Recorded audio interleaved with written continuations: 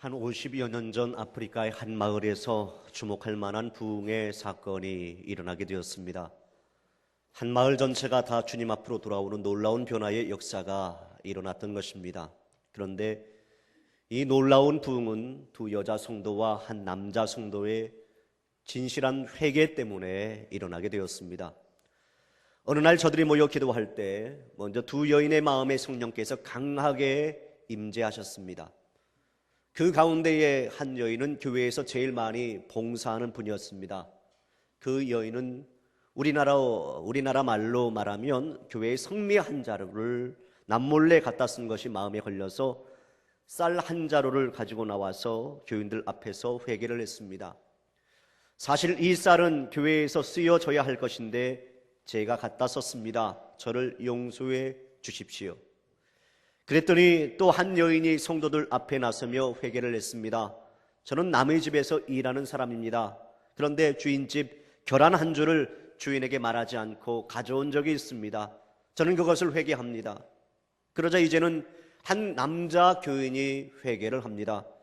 나는 오래전에 어떤 선교사의 집에 갔습니다. 돌아오면서 그 선교사에게 이야기하지 않고 성경 한 권을 그냥 가지고 나왔습니다. 저는 그것을 다시 돌려드립니다. 나의 죄를 여러분에게 고백하면서 회개를 합니다. 이렇게 진실한 자신의 허물에 대한 회개로 말미암아 아프리카의 한 마을에 놀라운 변화의 기적, 그 마을에 많은 사람들이 다 예수 믿는 그러한 기적이 일어났더라라는 이야기입니다. 사랑하는 여러분, 우리의 삶 가운데도 회개가 있기를 원합니다. 우리의 공동체 가운데도 부흥이 있기를 원합니다. 지금 우리 한국교회는 회개가 없는 중병에 걸려 있는 것 같습니다. 겉으로는 화려하고 의롭게 보이지만은 속은 썩은 배설물로 가득 차버렸습니다. 연일 터져나오는 한국교회의 아름답지 못한 모습으로 말미암아 한국교회는 세상으로부터 손가락질을 받고 있습니다. 어떤 한국교회 지도자 한 분은 한국교회의 위기적 상황을 진단하면서 이대로는 길게 못 갈 것 같다, 그렇게 말씀하시면서 교회가 스스로 자정 능력을 상실할 때 하나님께서 한국교회를 폐기 처분하실 수도 있다, 그렇게 경고하기까지도 했습니다. 사랑하는 여러분, 지금 이 시점에서 우리 한국교회와 한국교회 성도들에게 필요한 것이 과연 무엇이겠습니까? 그것은 회개하는 일일 줄로 믿습니다. 만물보다 거짓되고 심히 부패한 우리의 마음을 토해내는 일이 필요한 것입니다. 여러분, 과거에 우리의 믿음을 이끌었던 우리의 믿음의 선배들, 길선주 목사님, 이성복 목사님, 김치선 목사님, 박윤선 목사님, 한경직 목사님은 한평생 자신의 연약함과 죄와 허물을 낱낱이 고백하며 회개하신 분이셨습니다. 그래서 하나님의 은혜와 긍휼을 입었고 한국교회와 이민족을 살렸습니다. 그리고 오늘의 한국교회를 있게 그렇게 이끌어 주었습니다. 1907년도 길선주 목사님이 죄와 허물을 토해내고 회개함으로 그가 살고 한국민족과 한국교회가 살게 되었습니다.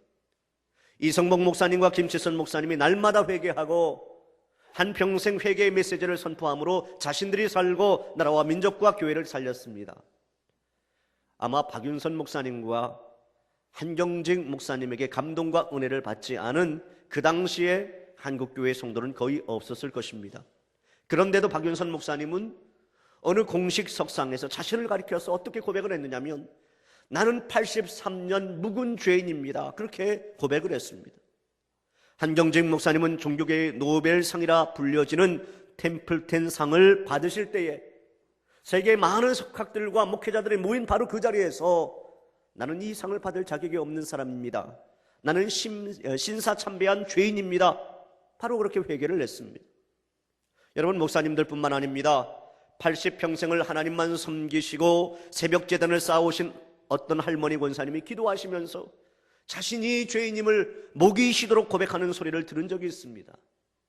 또한 한 교회에서 묵묵히 일평생 성자처럼 섬김의 길을 걸어오신 연로하신 장로님이 인애하신 구세주여 내 말 들으사 죄인 오라 하실 때에 날 부르소서, 주여 주여 내 말 들으사 죄인 오라 하실 때에 날 부르소서, 그렇게 눈물을 흘리면서 찬송 부르는 것을 본 적이 있습니다. 그런데 왜 자꾸만 목사인 저 자신은 회개에 무디어 가는지 모르겠습니다. 세월이 지나고 목회의 연수가 늘어갈수록 왜 그렇게 죄인의 자리에서 의인의 자리로 가려고 하는지 모르겠습니다. 성경을 읽고 하나님의 말씀을 가르치고 목회를 하면 할수록 왜 자꾸만 죄인이 아니라 의인의 자리에 서려고 하는지 모르겠습니다. 어떤 때는 평신도 만도 못한 저 자신의 모습을 바라보게 됩니다. 남에게 보이기 위한 목회에는 열중했지만 정작 하나님과의 관계는 올바로 회복하지 못한 채 나에게 맡겨진 사역의 분량만을 하나 둘씩 적당히 메꾸어 가고 있지는 않은지 반성을 해봅니다. 하나님께서 너는 누구냐 물어볼 때에 목사로 포장된 민초롱으로 고백을 했지 야곱 같은 나 자신의 모습을 고백해 본 지가 꽤 오래된 것 같습니다. 그렇다면 오늘 사순절 기간에 주의 성찬을 대하는 여러분들의 심령은 과연 어떻습니까? 오늘 우리는 본문에서 야곱이라고 하는 한 인생이 하나님 앞에서 새롭게 평가받는 중요한 사건을 접하게 됩니다. 야곱은 아버지 이삭과 형 에서를 속이고 장자가 받을 축복을 가로챈 후에 20년이라고 하는 긴 세월을 외삼촌 라반이 살고 있는 밧단 아람에서 생활을 했습니다. 그리고 베델에서 만난 하나님의 약속대로 많은 축복을 받고 이제 고향 땅인 가나안 땅으로 돌아가고 있었습니다. 그러나 야곱이 평생을 두고 마음이 걸리는 것이 하나 있었습니다. 그것은 쌍둥이 형 에서의 노여움이었습니다. 그의 걱정대로 야곱이 가나안 땅으로 돌아온다라고는 소식을 들은 에서가 400명의 군사를 이끌고 야곱이 오기를 기다리고 있었습니다. 너 이곳으로 오기만 해라. 내가 너를 가만두지 않겠다. 길목을 지키면서 그렇게 벼르고 있었습니다. 야곱이 이 소식을 듣고는 마음이 심히 두렵고 답답하여 고민하다가 형의 노여움을 풀 수 있는 여러 가지 방책을 준비합니다. 그는 먼저 가족을 두 부류로 분류를 합니다. 피할 수 있는 시간을 벌자라는 것입니다. 그리고 다른 한편으로는 형 에서에게서 자신을 지켜달라고 하나님 앞에 간절히 기도합니다. 이튿날 야곱은 형 에서의 마음을 풀고자 화해의 증표로 자신이 가지고 있는 그 많은 재물을 형에게 보냅니다. 그리고 그날 밤 야곱은 가족들을 인도하여 야복 강가를 건너 보내고는 자신만 홀로 남게 됩니다. 바로 그때 하나님을 만나게 됩니다. 여러분, 하나님이 찾아오신 이 상황을 오늘 본문 24절은 한마디로 이렇게 요약을 하고 있습니다. 야곱은 홀로 남았더니. 한번 따라해 보겠습니다. 야곱은 홀로 남았더니. 여러분, 이 말이 무슨 말입니까? 내가 홀로 남은 시간, 고독을 느끼는 그 시간은 하나님이 찾아오시는 시간이더라는 것입니다. 하나님이 내 인생에 간섭하시는 시간이더라는 것입니다. 우리는 많은 사람들 속에 파묻혀 살아갈 때에 내가 부족함을 모르고 살아갈 그때에 진정한 내 모습을 발견할 수 없습니다. 세상이 나에게 대해서 박수를 쳐줍니다. 갈채를 보냅니다. 그러면 그때에 그 세상이라고 하는 가면을 내가 뒤집어 쓰고 있기 때문에 우리는 하나님을 제대로 만나지 못합니다. 폼을 잡고 허세를 부립니다. 나 자신을 과장합니다. 그러나 그것은 참된 나의 모습이 아니라 위장된 나의 모습이었습니다. 정직한 나의 모습이 아니라 거짓된 나의 모습이었습니다. 그래서 하나님은 야곱을 만나기 전에 야곱을 홀로 남게 하신 것입니다. 우리가 신앙생활을 하면서도 직분이라고 하는 가면을 쓸 때가 많이 있습니다. 그저 주일에 와서 사람들과 어울리고 신앙의 동료들과 적당히 봉사하는 것으로는 여러분 자신의 실체를 제대로 보지 못합니다. 하나님을 인격적으로 만날 수가 없습니다. 때에 따라서는 신앙의 연조가 오히려 가면이 되어서 하나님을 인격적으로 만나지 못하는 경우도 있습니다. 또 세상에서 잘 나가던 사람이 교회에 오면은 그 세상의 가면 때문에 그 체면을 벗어던지지 못하여서 하나님을 진정 만나지 못하는 경우도 많이 있습니다. 야곱이 하나님을 만난 이 자리를 오늘 성경 본문은 야복강 나루트라고 말을 합니다. 여러분, 야복강이라고 하는 의미가 무엇인지 아십니까? 비운다, 몽땅 털어버린다, 쏟아버린다 라고 하는 뜻이 있습니다. 야복강 나루터는 지금까지 쌓아왔던 자기 인생을 철저히 비우는 장소입니다. 벗어야 입을 수 있는 것이고요, 비워야 새로운 것을 채울 수가 있는 것입니다. 여러분, 그렇습니다. 오늘 우리가 대하는 성찬의 자리는 야복 나루터입니다. 여러분, 이곳에 와서도 자신을 비우지 못하면, 하나님 앞에서도 내 가면을 벗지 못하면, 은혜의 자리에 와서도 헛된 욕망을 쏟아버리지 못하면, 여러분, 우리는 결코 하나님을 만날 수가 없습니다. 우리는 은혜를 받을 수가 없습니다. 사랑하는 여러분, 우리 인생의 야복강 나루터인 성찬의 자리에서 여러분의 가면을 벗고 주님을 인격적으로 만나는 저와 여러분이 되시기를 간절히 바랍니다. 이제 야곱은 환도뼈가 부러지는 아픔 속에서도 새벽이 되도록 하나님께 끈질기게 매어 달립니다.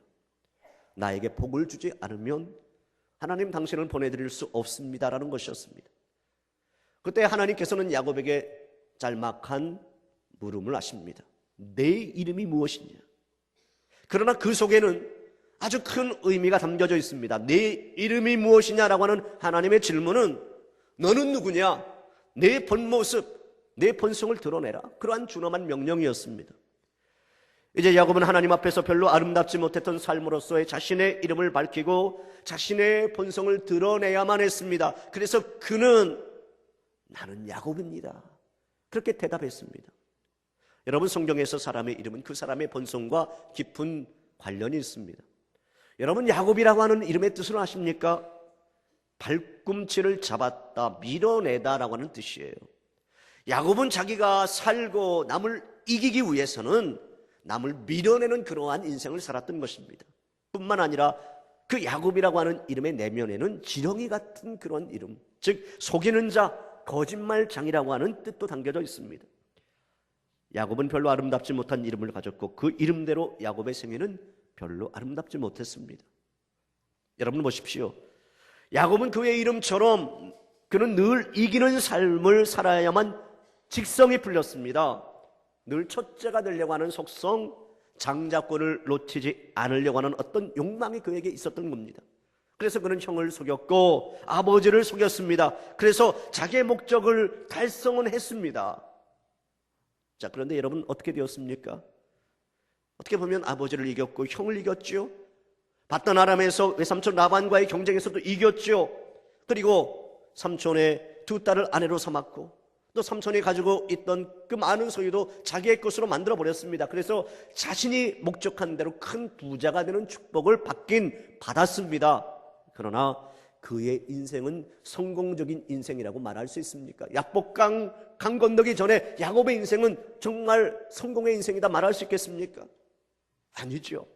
속이면 속일수록, 이기면 이길수록 내 재산은 많아졌지만은 어딘지 모르게 불안했습니다. 답답했습니다. 여러분, 그 이유가 무엇이겠습니까? 야곱의 인생은 그의 이름처럼 속이는 삶이었고 거짓의 삶이었고 남의 것을 붙잡아 제 것으로 만들려고 하는 삶이었기 때문이었습니다. 바로 그 시점에 하나님께서 야곱을 찾아오신 것입니다. 야곱을 찾아오신 하나님은 내 이름이 무엇이냐 그렇게 물으셨습니다. 야곱은 그 질문을 받고 자신의 본성을 깨닫게 되었습니다. 더 이상 하나님을 속일 수가 없었습니다. 하나님, 저는 야곱입니다. 저는 죄인입니다. 저는 속이는 자입니다. 제 인생은 어떻게 보면 가짜입니다. 잘못 살아왔습니다. 하나님, 나를 용서해 주세요.